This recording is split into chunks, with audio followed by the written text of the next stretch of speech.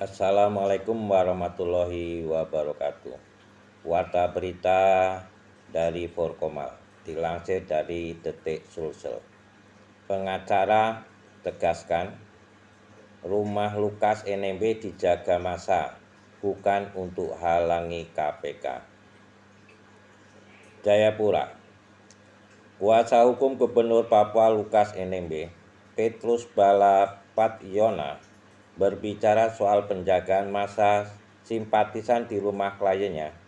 Dia menegaskan penjagaan itu bukan sebagai upaya untuk menghalang-halangi KPK.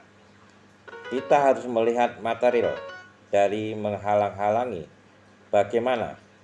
Mereka di situ hanya menjaga Bapak Lukas.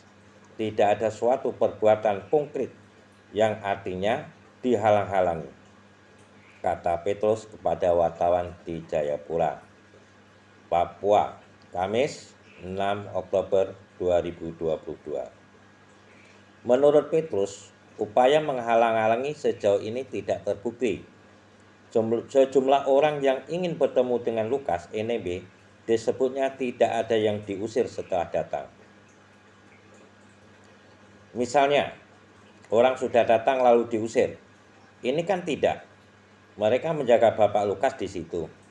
Jadi kalau dikatakan menghalang-halangi, menurut kami dan adik-adik di depan itu, tidak demikian. Karena menjaga Bapak Lukas, terangnya.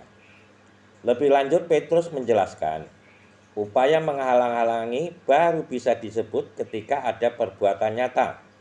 Misalnya dengan menghilangkan atau menghapus dokumen. Ada perbuatan materialnya kalau menghalang-halangi. Ada perbuatan nyata yang dilakukan menghilangkan barang bukti atau menghapuskan dokumen dan seterusnya. Atau menambah, mengurangi, paparnya.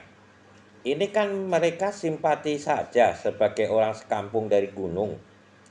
Ya mereka menjaga jangan-jangan, kan gitu. Tidak ada perbuatan yang nyata-nyata menghalangi seperti apa sambungnya.